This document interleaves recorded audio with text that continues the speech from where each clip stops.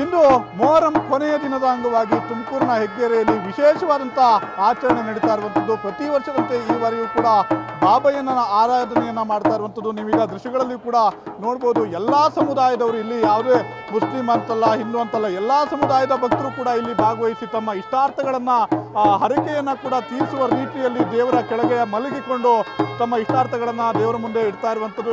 ಪ್ರತಿ ವರ್ಷದಂತೆ ಈ ವರ್ಷವೂ ಕೂಡ ಹೆಗ್ಗೆರೆಯಲ್ಲಿ ಈ ಒಂದು ಆಚರಣೆ ನಡೀತಾ ಇರುವಂಥದ್ದು. ಬಾಬಯ್ಯನ ಸನ್ನಿಧಿ ಎದುರು ಬಂದು ಬಾಬಯ್ಯನ ಈ ಒಂದು ಉತ್ಸವದಲ್ಲಿ ಭಾಗಿಯಾಗುವಂತ ಮೂಲಕ ತಮ್ಮ ಹರಕೆಗಳನ್ನ ಕೂಡ ಭಕ್ತರು ಪರವಶವಾಗಿ ಈ ಒಂದು ಬಾಬಯ್ಯನ ಕೆಳಗೆ ಮಲಗಿಕೊಂಡು ತಮ್ಮ ಇಷ್ಟಾರ್ಥಗಳನ್ನ ಹರಕೆಯನ್ನ ಕೂಡ ತೀರಿಸಿಕೊಳ್ಳುತ್ತಾ ಇರುವಂಥದ್ದು. ನೀವೀಗ ದೃಶ್ಯಗಳಲ್ಲಿ ಕೂಡ ನೋಡ್ತಾ ಇರ್ಬೋದು ಯಾವ ರೀತಿಯಾಗಿ ಭಕ್ತರು ಇಲ್ಲಿ ದಂಡೆ ಹರಿದು ಬಂದಿರುವಂಥದ್ದು. ಎಲ್ಲಾ ಸಮುದಾಯದ ಜನರು ಕೂಡ ಇಲ್ಲಿ ಭಾಗವಹಿಸುವಂಥದ್ದು. ಕೇವಲ ಮುಸ್ಲಿಮರಂತಲ್ಲ, ಹಿಂದೂಗಳಂತಲ್ಲ, ಎಲ್ಲಾ ಸಮುದಾಯದ ಜನರು ಕೂಡ ಇಲ್ಲಿ ಭಾಗವಹಿಸಿ ತಮ್ಮ ಭಕ್ತಿಯ ಪರಾಕಾಷ್ಠೆಯನ್ನ ಮೆರೀತಾ ಇರುವಂಥದ್ದು. ಸುಮಾರು 10 ದಿನಗಳ ಕಾಲ ನಡೆಯುವಂತಹ ಈ ಮೊಹರಂ ಹಬ್ಬದಲ್ಲಿ ನಿನ್ನೆ ರಾತ್ರಿ ಹೆಗ್ಗೆರೆಯಲ್ಲಿ ಕೊಂಡ ಹಾಯುವಂತ ಒಂದು ಪ್ರಕ್ರಿಯೆಯನ್ನ ಕೂಡ ನಡೆದಿತ್ತು. ಇಲ್ಲಿ ಸಾಕಷ್ಟು ಜನ ಭಕ್ತರು ಕೊಂಡ ಹಾಯುವಂತ ಮೂಲಕ ತಮ್ಮ ಹರಕೆಗಳನ್ನ ತೀರಿಸುವಂತ ಕೆಲಸವನ್ನ ಮಾಡಿದ್ರು. ಇವತ್ತು ಈ ಒಂದು ದೇವರ ಬಾಬಯ್ಯನ ಏನು ಉತ್ಸವ ಇಲ್ಲಿ ನಡೀತಾ ಇದೆ, ಆ